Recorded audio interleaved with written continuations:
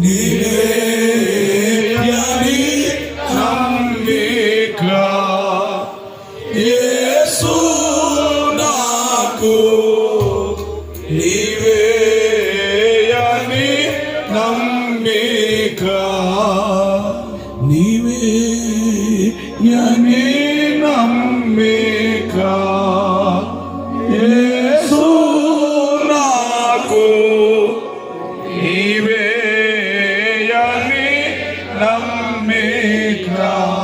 చేతులెత్తి గత సంవత్సరాల్లో ఎంతో ఘనముగా ఆ బైబిల్ మిషన్ మహాసభలు జరిగింపబట్టుకు కృప చూపిన దేవా మీకే స్తుతి చెప్పండి.